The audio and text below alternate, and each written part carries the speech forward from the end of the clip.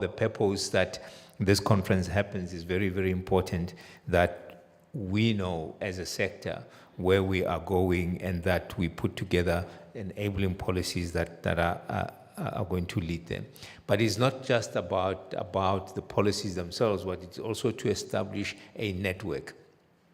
I know that in different ways, colleagues from different departments do talk and do liaise with each other. But I think it is important that we establish a network like this where we can come from different places, share ideas, share best practices, and advise each other and build friendships in that process. The friendships that are going to make sure that we move forward as a sector. The program, therefore, is been structured in such a way that it allows us to achieve these things. When you walk at the back here or just before the reception desk, when you look through the corridor and the passage, you will see an exhibition there. It is the bicentennial exhibition of the artwork by the students of the college. And I would advise you to go and really go and feed your eyes and your mind through the beautiful art and the interpretation of what the 200 years means to the students of this college. It is a theme that you will also see recurring throughout the year, and you will see quite a lot of artwork. And I would really encourage those of you who are in the sector to get yourself a piece, an art piece that you can always connect to this beautiful celebration. So part of the program is to allow us to be able to explore what is happening within the college. The program for these 2 days is structured that we have 3 types of engagements. We will have the plenary session as we are having now, where we'll have some keynote addresses. And then we will also have plenary sessions where we will have panel discussions, and also we will have breakaway sessions. Just a word on the breakaway sessions. They will be happening in different rooms, and we will announce that closer to the time.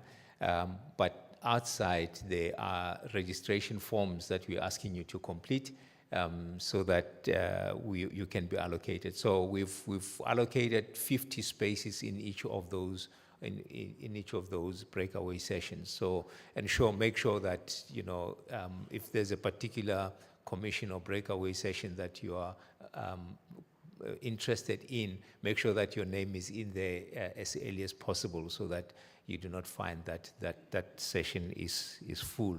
And we are delighted that we have excellent facilitators, and we believe that the outcomes of those sessions are going to be important. In fact, that's the nub.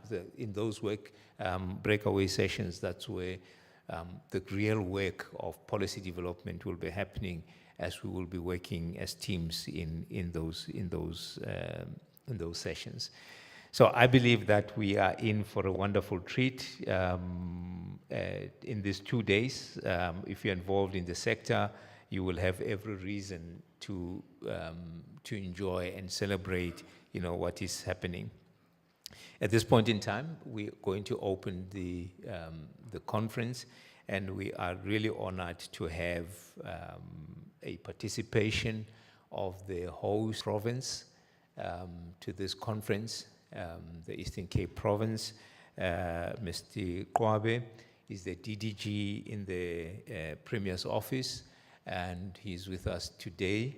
Mr. Kwase, not Mr. Kwabe. I was about to give him a different name. Mr. Kwase is a DDG in the Premier's office, and he's going to be coming forward and opening this conference for us. Over to you, sir. Let's give him a round of applause as he comes.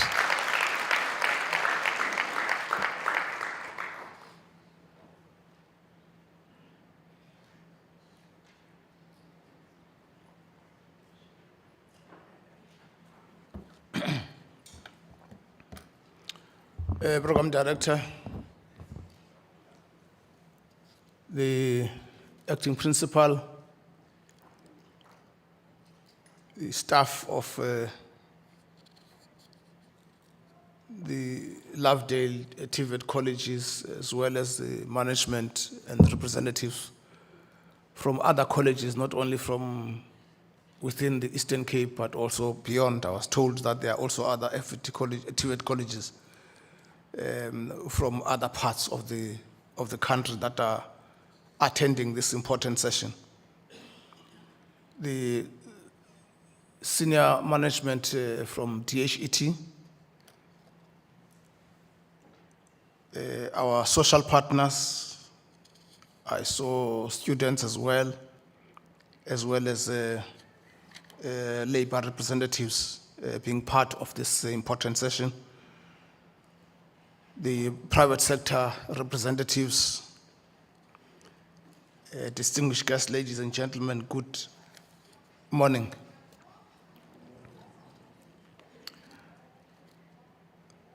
I want to first tender the apology of the Director General, Mr. Sogoni.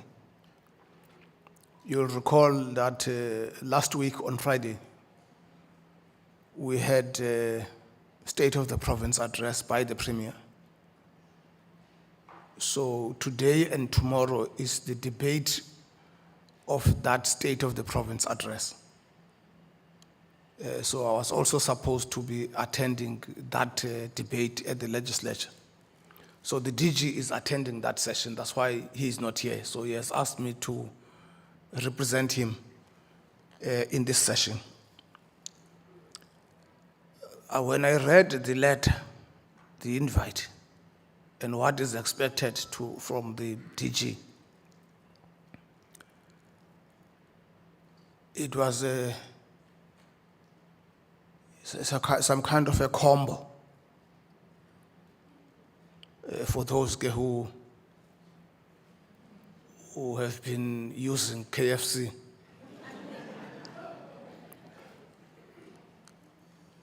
It's a very funny arrangement. It's an opening address, it's not opening remarks.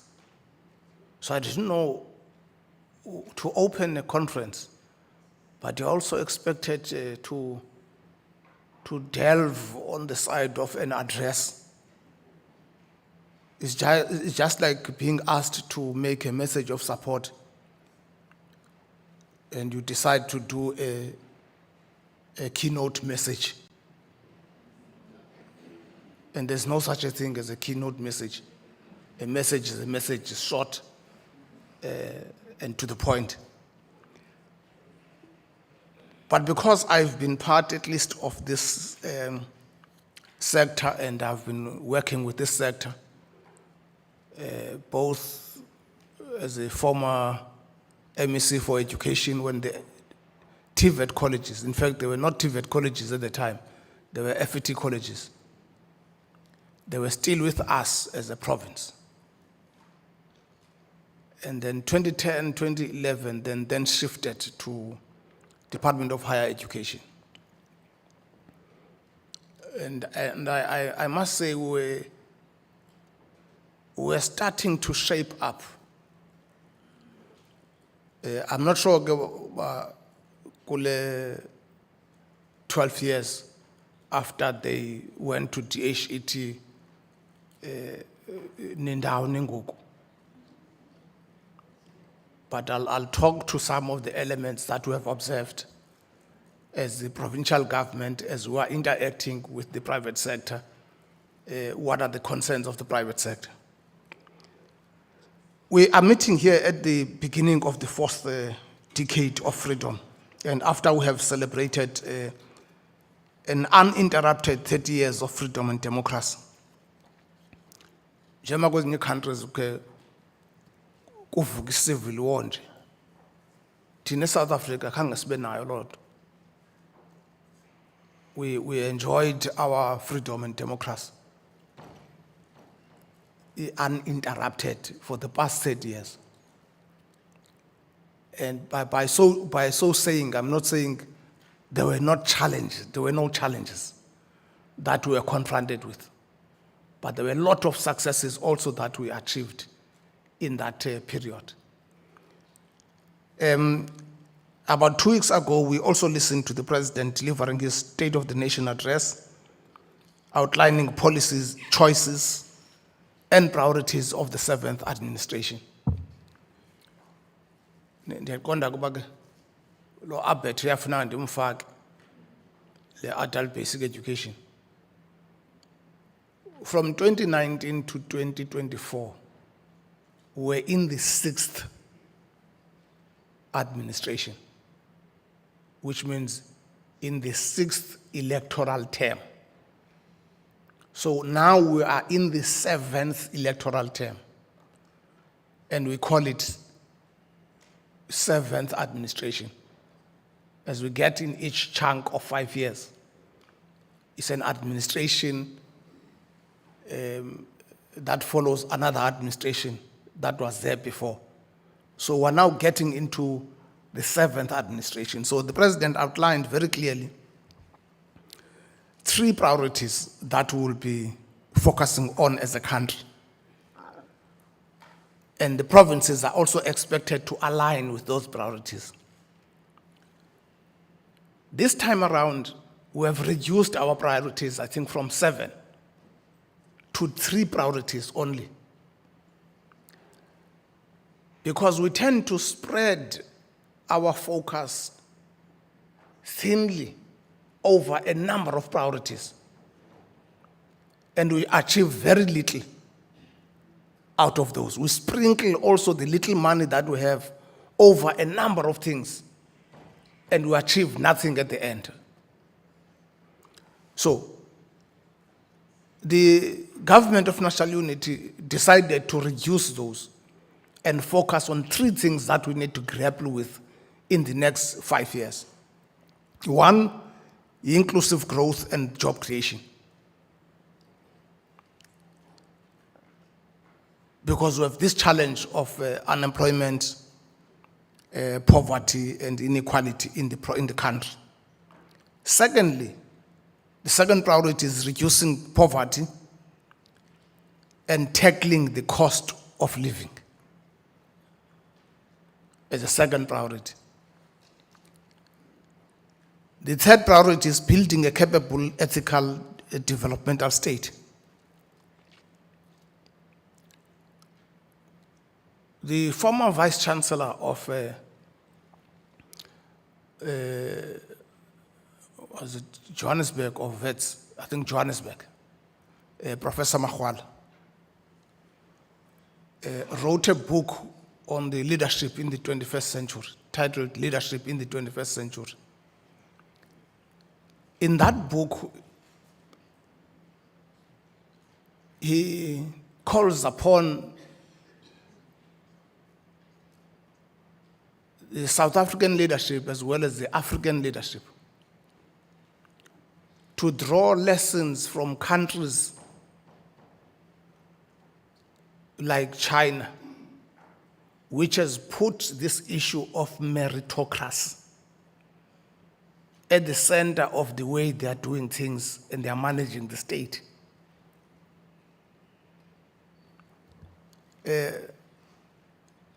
Just to make one example, in 2017, we were visited by the Deputy President of China in the Eastern Cape. He wanted to see the Eastern Cape coastline and also touch base also on the Western Cape side. So we arranged that program. So we started at Tsitsikamma, went with him to Knysna, back to Plettenberg Bay, then back into the Eastern Cape to St. Francis, and then we had a meeting with him in PE at Portwalk. Now, that guy has masters in mathematics at Harvard University. The same guy has got a doctorate in law. Same guy. He's a deputy president of China. The leadership that you see in China are highly learned, and it is a must that every year you must do something. You must have a chance to study So from time to time, they have sabbatical leaves to go and study and develop themselves. That's why China is able to be at that level. Secondly, when Deng Xiaoping introduced the opening up policy, I think in 1978, they focused on education. They took their best kids at grade 12 and deployed them and sent them to the best universities in the world. And that was deliberate. All over the world, the best universities, they sent them there. They completed their junior degrees, their honors, masters, others did PhD. They then deployed them in companies in those countries for a period of about 3 years. After 3 years, they brought them back to China. And they requested mentors and coaches from those companies, and they paid for those mentors to come to China to work with these kids to establish industries. After 3 years, those guys were sent back to their countries, those coaches. And these kids were allowed to run these industries on their own and learn from their own mistakes. That's why China is at that level. So it has adopted a meritocratic approach to governance of the state. So that's why here we're talking about building a capable, ethical developmental state. We can't be a developmental state if we don't have capacity to implement our agenda as a state. And that means all the institutions of government must embrace this ethical way of doing things, must have high standards in terms of governance, and so on and so on. 5 days ago, the Premier delivered the State of the Province address, whose priorities are aligned to the national government priorities. The State of the Province address also outlined the 5 frontiers of growth underpinned by skills development and infrastructure development. We identified 5 frontiers of growth, and we said skills development and infrastructure development are cross-cutting across all those 5 frontiers of growth. These frontiers of growth are areas where the Eastern Cape has a competitive advantage. Number 1 is agriculture. And we view it as a game changer. We have the best land, we have best climatic conditions in the province. Our land is so rich and it's not contaminated. A number of arable pieces of land have not been used for more than 30 years. So in essence, we have a virgin soil in the Eastern Cape. And a number of other food producing companies, your famous brand, your Tiger brand, your RCL, these big guys, your Robertson and all that, they are looking at the Eastern Cape for their salvation. Ichilis between batuze bayifumana funeka bayithatha komandla Malawi bayithatha China. Ichilis, they are in demand of coriander, paprika, ezinto zenza spices. Ngifuna ungixelela ubana ezo zinto ezasinakwazi uzilima thina apha. And they told us that because of climate change has messed up with as countries ba-order kuzo massively. So they are looking at us now to produce for them. So if we change the way we approach agriculture, identify critical commodities, including the livestock improvement and all that, will change the picture of the Eastern Cape. I'm expanding on this thing, agriculture, because I'm not sure whether you are also offering anything that has to do with agriculture as Lovedale TVET College. Because in 2009, 2010, the King Yinsa TVET College was working on establishing that campus as a tech, as their agricultural campus. They revitalized, used the la conditional grant revitalization to revive that campus as an agricultural campus. Because in the whole of Tsentane, that land is so rich. And they had already taken steps to connect to the Department of Health, because they were going to supply milk and eggs and all that to the hospital as a Tafalofef,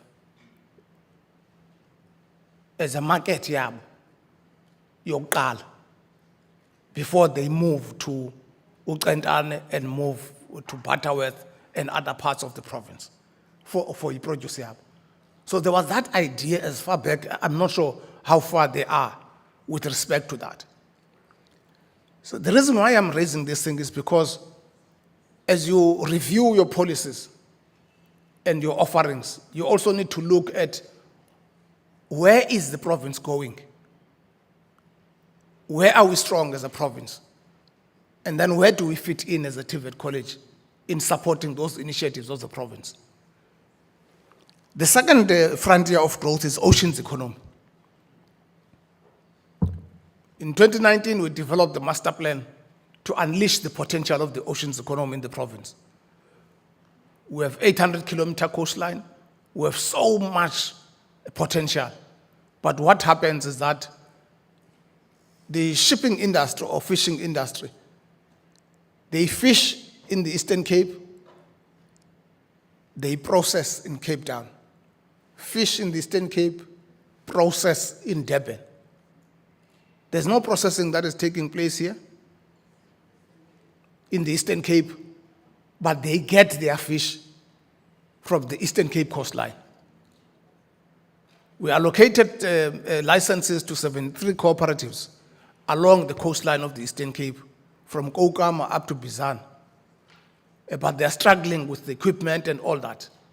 But thanks to the Premier, he has committed to support them. In the State of the Province address, he has committed to fund that as a start, especially to get them boats, and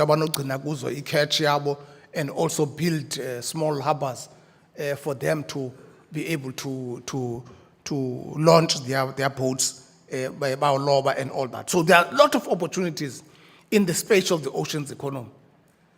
And you need to define your niche area as the Lovedale at TVET College. In which part of that oceans economy do you want to play a role as a TVET college? The third part is manufacturing that we have identified. In the manufacturing sector, we are still dependent on the auto sector, the automotive sector. Because we have Mercedes-Benz, we have VW, we have Isuzu, we also have engines, Ford. We are manufacturing those engines here and then supplying those engines to that Swan SEZ, which is manufacturing your Ford Rangers for the whole world. Now, the auto sector has complained that what they get from the TVET colleges is nowhere closer to what they need in terms of capabilities. And hence the AIDC, the Autumn Industry Development Center, then decided to partner with education to focus on the STEM subjects, your science, technology, engineering, and mathematics, to jack up that area. Because the OEMs, these auto industries, they want the top end of your students, because they are competing with the best in the world. In India, China, South Korea, Japan, Germany, the pass rate in mathematics and science, the average, is 85% and above. In South Africa, the pass rate is far below 85%. And then it differs from school to school. But the average, as we speak, is science. It was 76% up to 2024. And the mathematics, it is 16%. And it's for the first time that we're even able to break 60%. We've been below 60% for the better part of the 30 years of our freedom. Now they are raising that issue, so that's why we struggle to ensure that your kids that come out of your TVET colleges are able to be absorbed. They can't be absorbed because they look also mathematics and science because they want people that are creative, people that are innovative. So there is a need to not only work with the Department of Basic Education on these matters, but also there is a need for TVET colleges themselves to say, how are we going to boost the capabilities of our learners, especially on the STEM subjects, so that they can be able to be ready for the market after school. The fourth area is tourism, which a number of TVET colleges are also offering. We have a great potential here, especially with the iconic projects that we're developing in the province. Your Msikaba Bridge and your Tendu Bridge, which is going to be the highest bridge in the whole continent. Those two bridges are in that side, Lasel Sigisig, is the new road that is being currently built now. So the people of Pondoland, they've agreed to give us 15,000 hectares of land around the two bridges to create land conservation.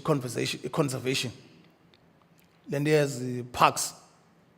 So if you have parks there, you are able to protect other areas and structure your development and able to attract tourists in that area and use tourists as a lever to turn around that area. So we have such initiatives that are in place, and therefore you need to position yourselves around land tourism as a TVET college. The fifth one is digital transformation. And if we are not dealing with this issue of digital transformation or getting on board, we will be left behind completely. Premier esithi xa ezama uthetha nabantu mabaphume kwinto engazubasandawo athi ka phuma kulo shawara commands ingathi ngesiphuma kule shawara yokucinga bafana the old ways of doing things are going to help us. So we need to move away from that and focus on this thing, digital transformation. I'll talk to that a little bit more later. So these are the areas that the Eastern Cape has competitive advantage on. And with the Department of Education improving results for the first time, where we clock 85% and 87% nationally, and 84.9% in the province. we have created now a problem for higher education. We have about 45% of our kids are getting bachelors. And I think KZN has got more than 50%, and Gauteng, of kids that got bachelors. But we have fewer universities to capture all that supply of students that want to go to university. Even the capacity of TVET college is not enough to absorb those kids. And therefore, there's a need for us to change the way we do things. And maybe look at other platforms that we started during the COVID period. E-learning and all that. I think we need to go big on that so that other kids that cannot be absorbed in the TVET college can also register, but through e-learning platforms, so that they are not left out. And the number of students that we are throwing into the deep end by not affording them education is so huge. And if I found the exposure to drugs, to other social ills, and all that are so many, to the extent that I lose the education, ungene deep into that crisis, and you are unable to extricate yourself from that crisis. So these are some of the things that we need to be looking at to ensure that we create access to education and to skills opportunities for our kids. So as part of this policy conference, you also need to attend to that. We also agreed as a province that there are areas where we need to collaborate. One of those areas is inclusive early childhood development and learner attainment. I don't talk about basic education, yet song. We need to be working with basic education to say, early childhood development. I saw some of the videos that were showing how in China they are nurturing your 0 to 5 kids, exposing them to everything that they are going to be confronted with in life, so that they can pick them up at that early stage over which areas they are interested in and they are good at. Whether it's arts, it's defense, and all that. Benza zonke zazinto ezenziwa xa kutrainwa amajoni ne-special force and all that. But zonke zenziwa apha eCrich, zenziwa apha as the exercise. And then you can pick up ubana umntu good kwentweni na. They put everything, engineering, zonke izinto. Ezethu ke sibabeke ebaleni ke kuculwe.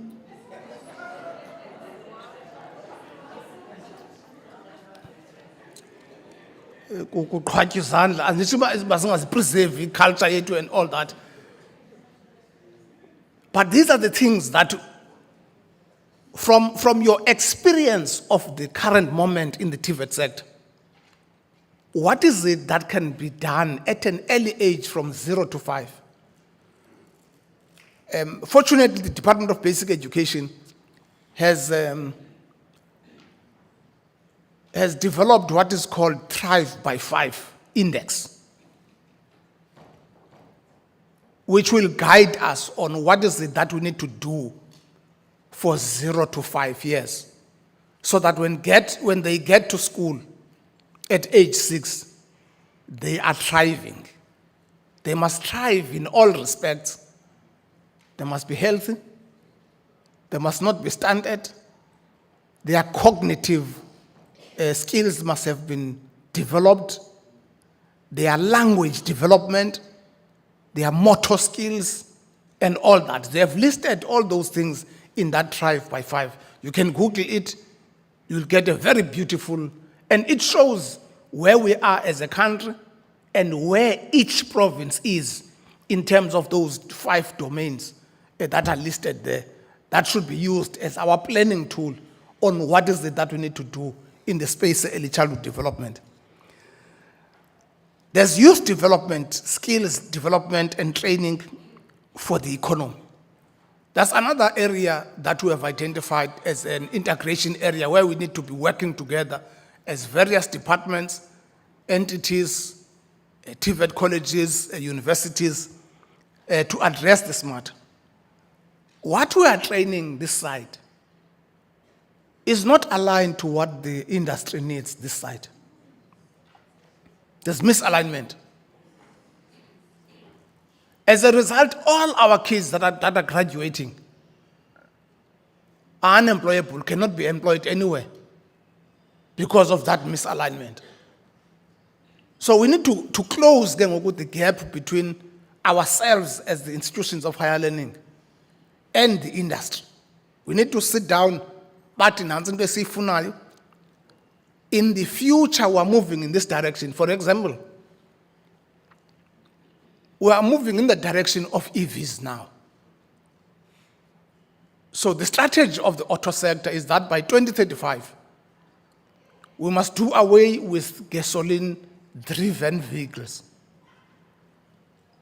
So move towards electrical vehicles, so move towards hydrogen-driven vehicles, or other fuels, or any other fuel that is green, that will not have your carbon emissions.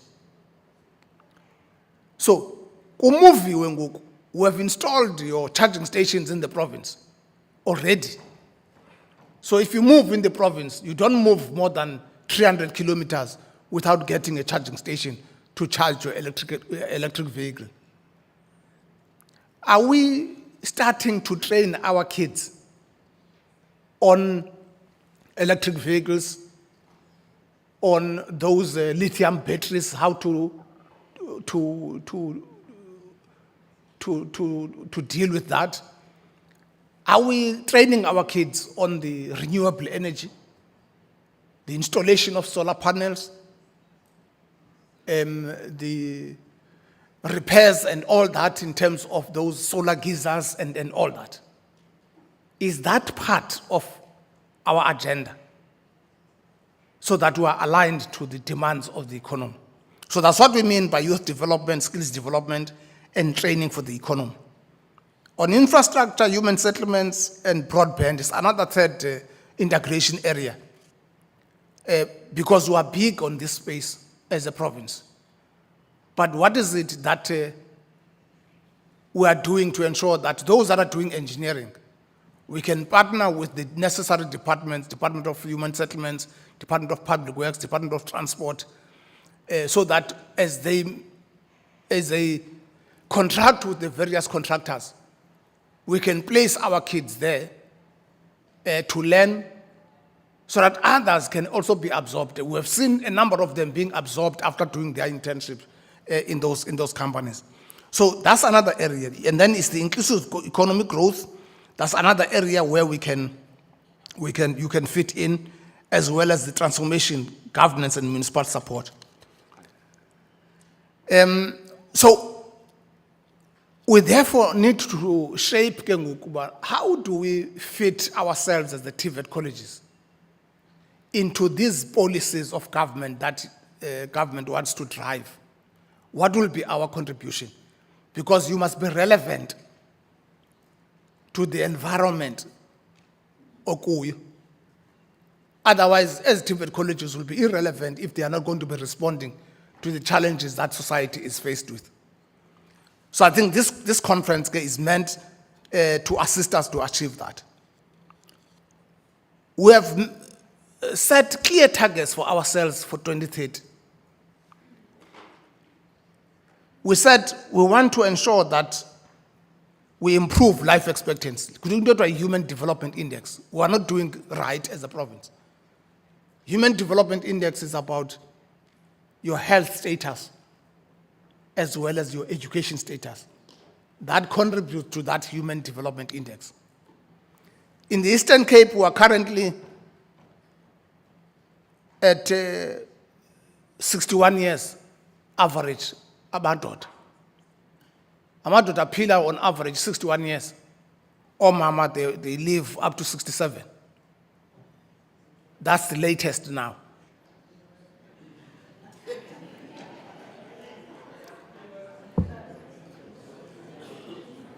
Yabona amadoda sasaqwalasela futhi ezantsi, hayi senizawuhamba.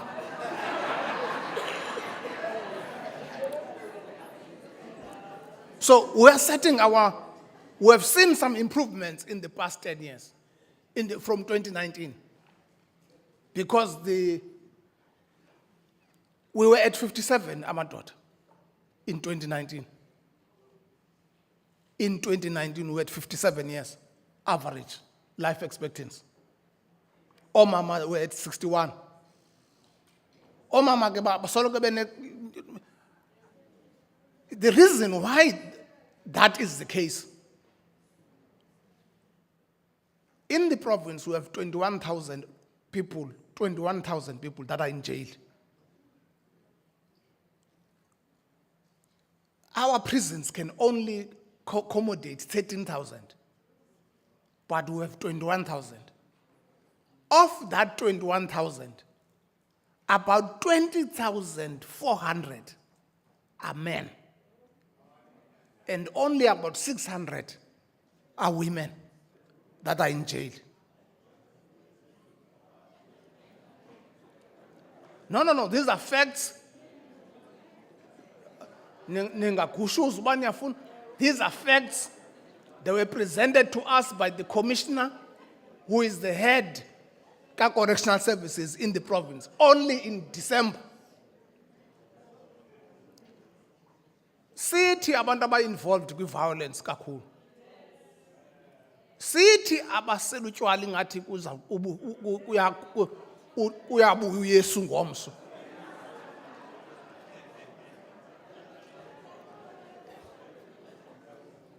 Ngamadoda anyuke sihla apha, abanye echola izinto emigqomeni. There are very few women abaphazamisekileyo and all that.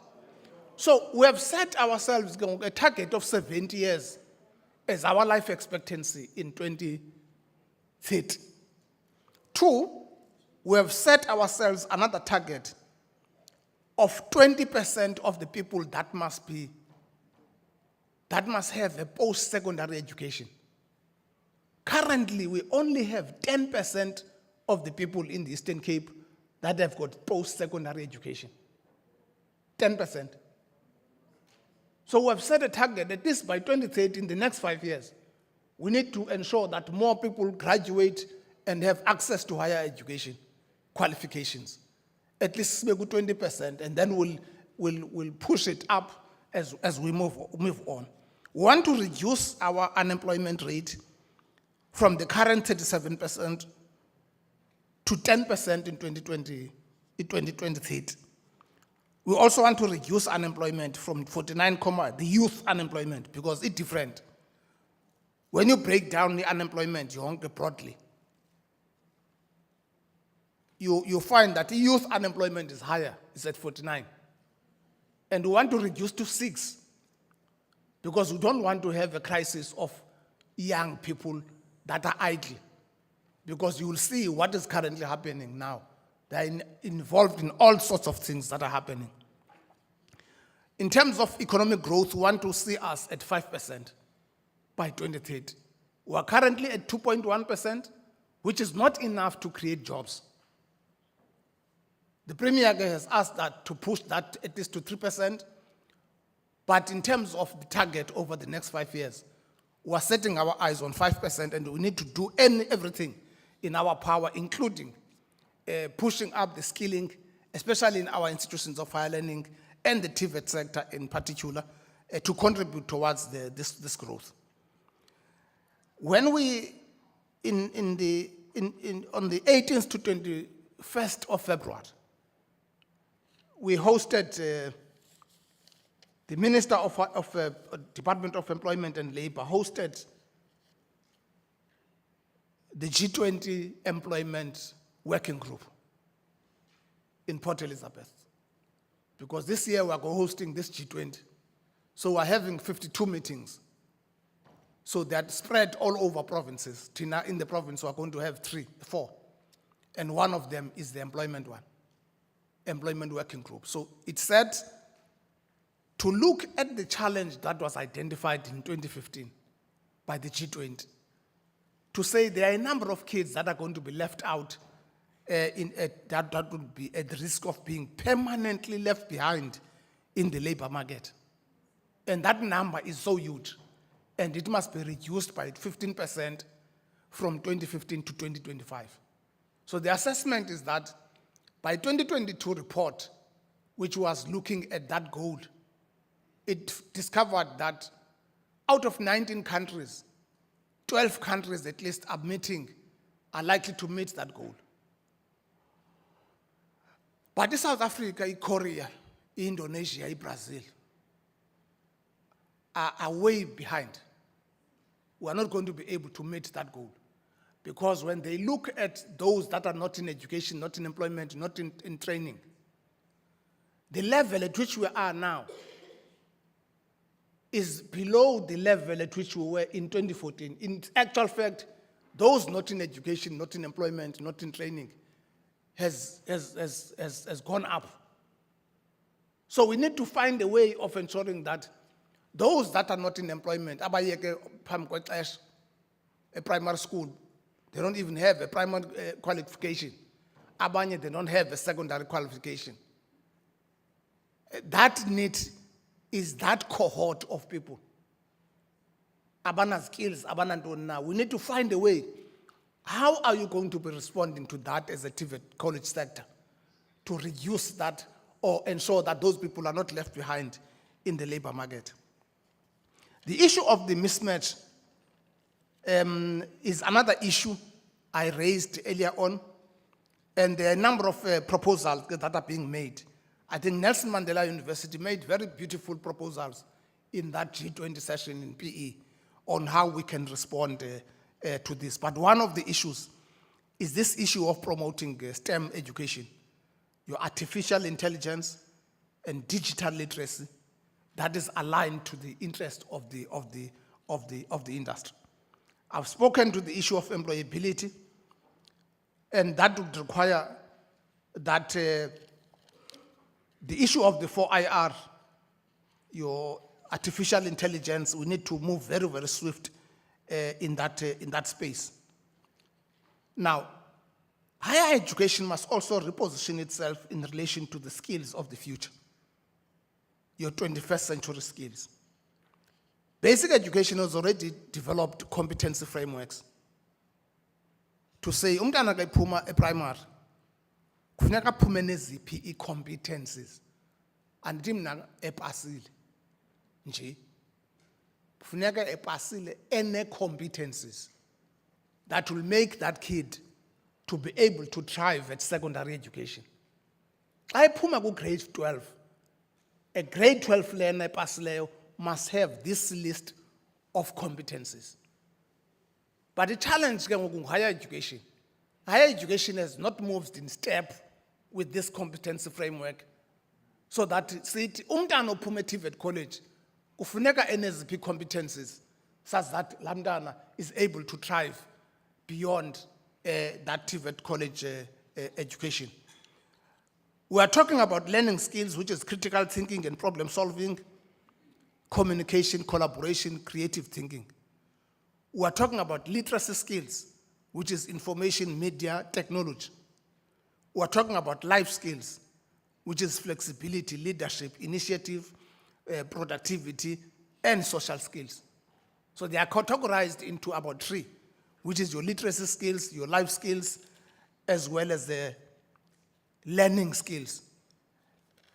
Where are you as the TVET sector in terms of these 21st century skills? Are your kids getting out of your spaces with these 3 categories or these 12 skills of the future? The Presidential 4IR Commission report also presents a clear guide to address deficiencies in our education system that limits our learners from becoming productive labor participants. There are a lot of proposals that have been made by Professor Makhwala, who was the president at the time. Chairperson ngesesondela selendini wonishile apha sendi injury time. But I just want to lift just few things. The new skills now,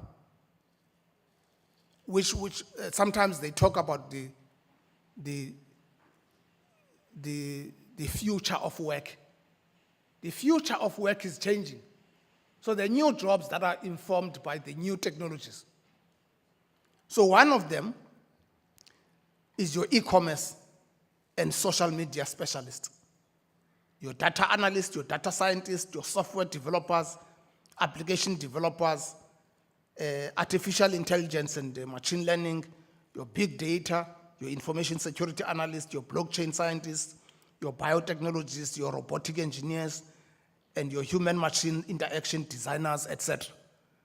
So the 4IR Commission listed a number of those as new jobs now that the world is moving towards, shifting from other ones that we used to have before. Are we positioning ourselves as the TVET sector in the direction of these new jobs which are termed the future of work? Are we positioning ourselves into that? So I'm just pricking your mind that as you deal with this issue of the policy challenges and reshaping your policy agenda as the TVET sector, these are the issues that you need to take into consideration. And lastly, what brought you here will not take you there. What brought you, Jason Goldberg, the art of scale. The art of scale. When you want to grow and scale up your organization. Utigepa, what brought you kulenda ibangele ubana ubizele conference will not take you there. What brought you to the no man's land will not take you to the promised land. So you need to change your mindset. Because we want to scale up. So you can't use the same methods as Yukfage Evalin to scale up. So you need to change your mindset.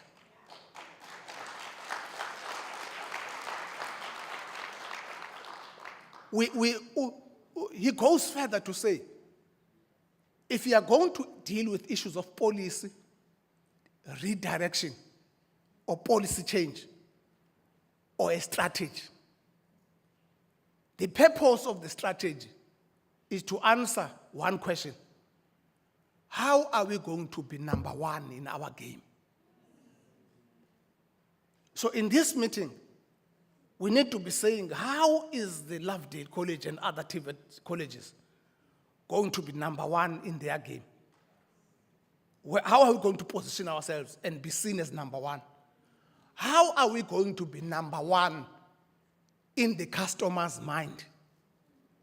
TVET colleges compared to others.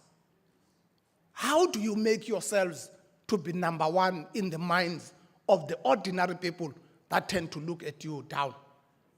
And that is the question that you need to answer as you engage. Thank you very much.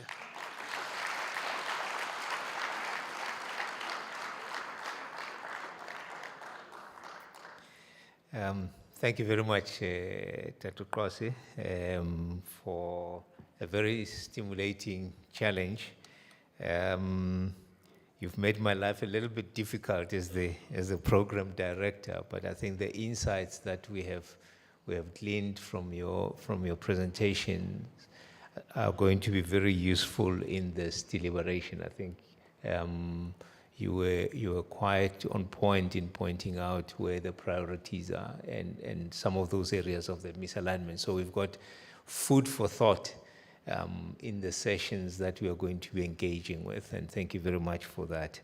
We're going to try and steam ahead as best as we can. We are not doing that great time-wise. At this point in time, I'm going to call the principal, the acting principal of the college, Lovedale College, Ms. Tuletu Njengele. She's going to give us the keynote. We may call it the keynote of keynote. The address is entitled Bridging the Divide, Enhancing Policy Frameworks for Effective TVET College Transformation in South Africa.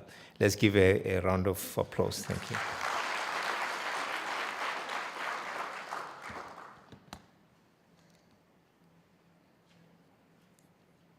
Thank you very much, Program Director. I feel so much motivated after the opening address of our DDG.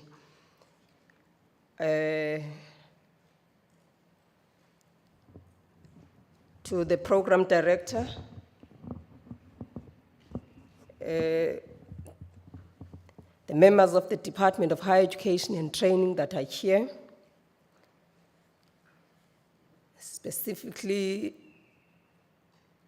Mr. Sonti, we feel very much honored to have you, my brother here. You are no more a colleague now, you are a brother to us at Lovedale. The college principals that are here, my colleagues, our partners that are here, the college council, and also other college council members from other college principal, not observing any order, colleagues, because of time. I would love to say all protocol observed. Good morning. Mine is more on setting the tone for the conference. The topic is bridging the divide, enhancing policy frameworks for effective TVET college transformation in our country. Let me then take this opportunity to welcome you in this pivotal conference on transforming TVET. It is indeed an honor to have you all here today, and we are excited to engage in such a diverse and passionate group of, with such a passionate group of attendees. Your presence underscores the importance of our collective mission to enhance TVET. Today, we gather to address the pressing challenges within our TVET policy frameworks, and not only focus on pressing challenges, but to take it further and propose strategies for effective transformation that will meet the needs of both our learners or our students, as well as our economy. To do that, we need to zoom into the key challenges and gaps in the current TVET policy framework. We need to identify challenges and gaps in the following areas. Number one, the access and inclusion. I think in the opening address, you could see the need for us to think outside the box when it comes to opening up access. We need to zoom into the gaps in terms of ensuring our policies, ensuring equitable access to TVET for all, including vulnerable groups such as women, rural populations, as well as the people with disabilities. Number two, in the area of quality and relevance, aligning TVET curricula with industry needs and ensuring high quality training that meets the labor market demands. It is indeed, colleagues, calling upon us this situation whereby, in terms of the programs that we offer, you find that they are not really relevant in terms of the context of where our colleges are. The third one is on student-based projects and digital transformation. I think the DDG has talked in terms of digital transformation. I won't dwell there.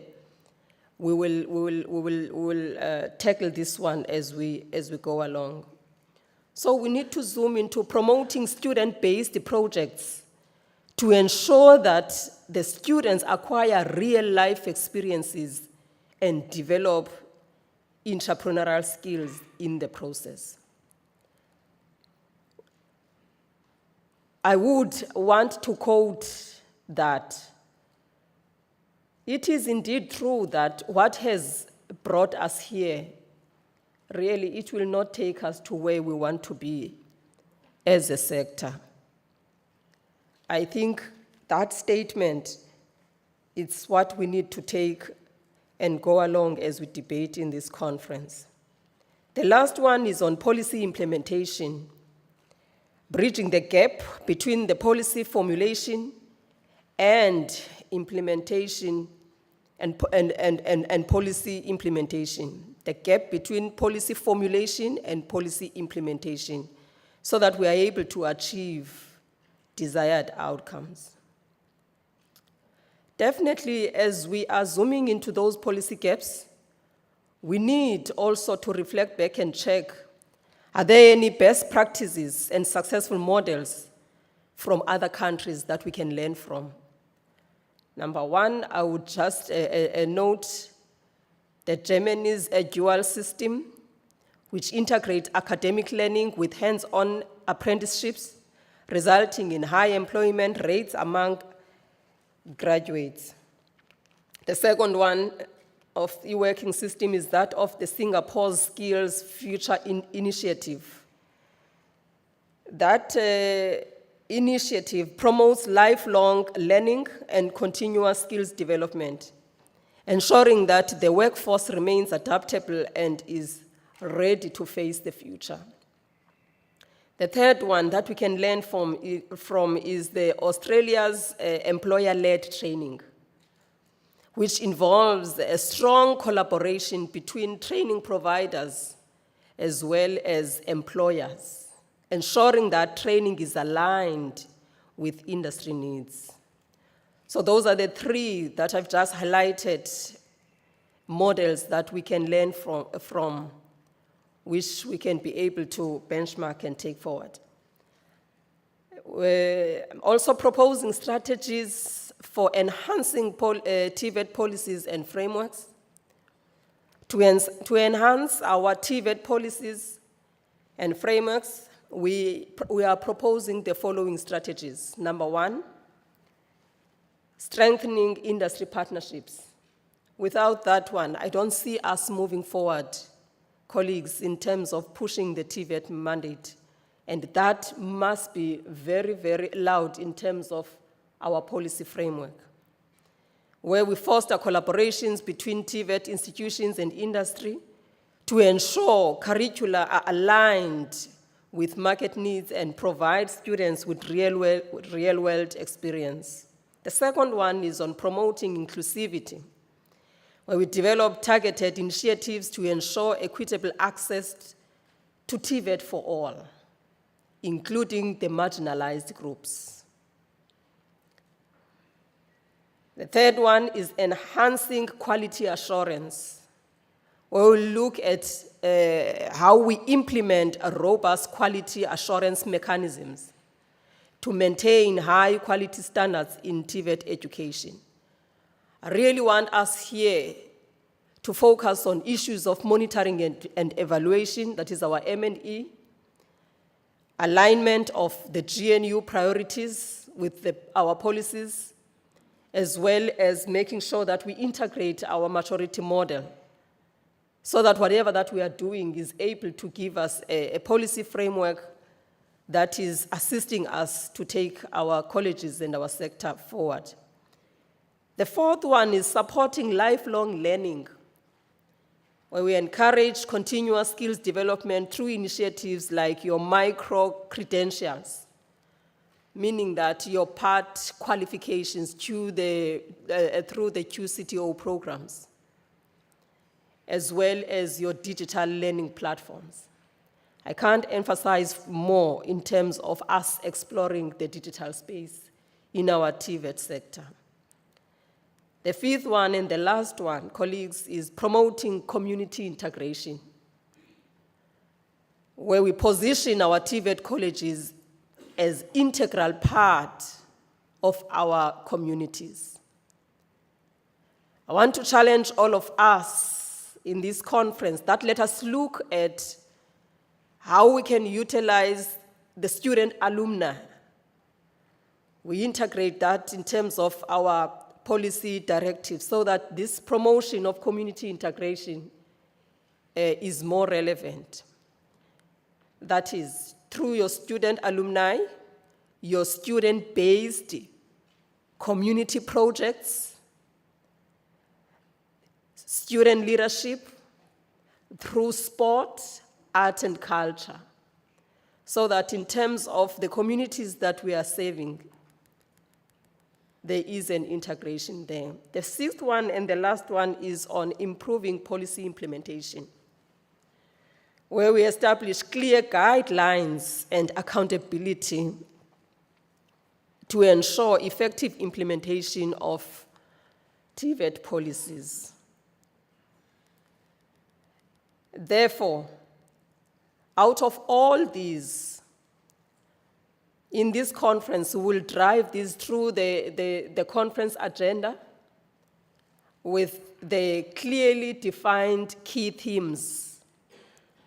So over these 2 days, we will delve into the several key things that we have highlighted as a vehicle to make sure that this policy conference achieves what it is intended to. Number one, in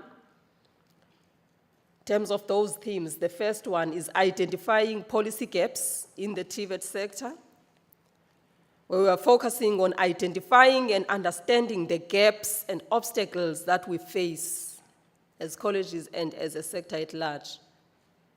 The emphasis here is on curriculum and program relevance, access and equity, industry collaboration. I'm happy that I think here we also have the voice of industry that has joined us. Governance and management is one of our focal areas here, as well as student exit support for employment. That's the first theme. The second one is the theme that is looking at ensuring policy alignment. This is where we are going to look at strategies and best practices, learning from successful models and strategies implemented in other countries. The emphasis here is more on your stakeholder engagement, where we are also going to look at your management and monitoring and evaluation, data-driven decision-making, integrated student health services, as well as capacity building. The last one is optimizing policy management for effective implementation. We'll be developing actionable plans to improve our TVET system, emphasizing on policy design and development, resource allocation, change management, communication, dissemination, and feedback mechanism, as well as risk management. These themes that we'll focus on over these 2 days, through them we will explore them, and we will come up with panel discussions, interactive sessions, which will enforce collaboration as well as innovation as we engage. We are doing all this because we are putting the importance of the TVET in our country. TVET, which is very essential in equipping our young people with the practical skills that are needed to thrive in the workplace. Unlike the traditional academic route, TVET courses are hands-on courses. They focus on experiential learning, preparing students for specific trades and careers, an approach which not only addresses the skills gap in the job market, but also enhances employability by providing industry-relevant skills. By emphasizing on practical training, TVET ensures that graduates are work-ready and are capable of handling real-world challenges from day one in the workplace. Therefore, colleagues, as we embark on this journey together, I encourage you to actively participate, share your insights, and collaborate as peers. Our main goal is to bridge the divide in our current TVET policy frameworks and to develop strategies that will lead to effective transformation. We are saying where we are is not where we want to be. It is therefore among all of us to collaborate together and engage and discuss and try to position ourselves to a position where we will be proud that we have contributed in the sector.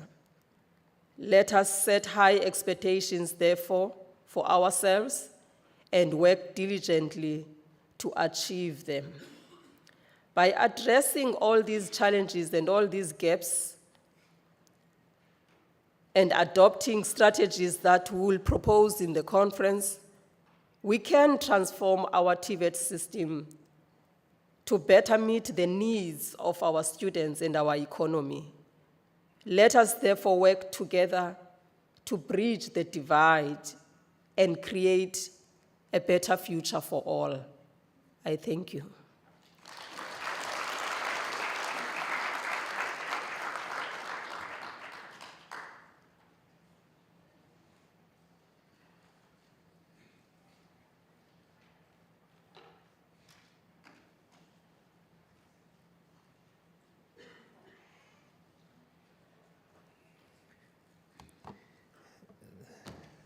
Thank you very much, Memi Njengele, for that overview and really setting the stage for this conference. I think that colleagues, those of us that were not sure in terms of where and what direction we have to take, we now have very clear marching orders in terms of where to go and what we're going to do. Your presentation has given us really good clarity. We're going to take a very short break. Because of time, we have to make up for some of the time.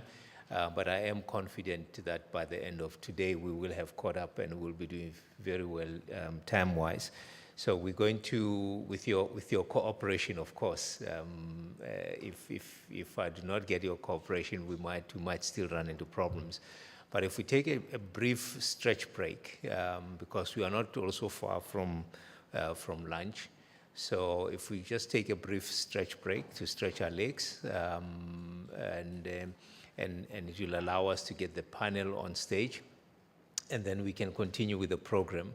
What I would request you to do is that for those of you that have not yet registered your names for the breakaway sessions, which are going to happen after lunch, I would request you to do so in the few minutes. But if the queue is long, don't go and queue there, and because I would really want us to take 5 minutes, 5-minute stretch break, and then we are back in and we continue your session. Our next session is a panel discussion. It's going to be here in the plenary, And the theme of the discussion is identifying policy gaps in the TVET sector, identifying policy gaps in the TVET sector. We have the privilege that this discussion will be facilitated by Dr. P. Keza, all the way from Limpopo, who is going to be the session facilitator for us, and he will introduce his panel when he comes in front. So in 5 minutes' time, ladies and gentlemen, we will be back and commencing with the next session. Let's take the break. Thank you.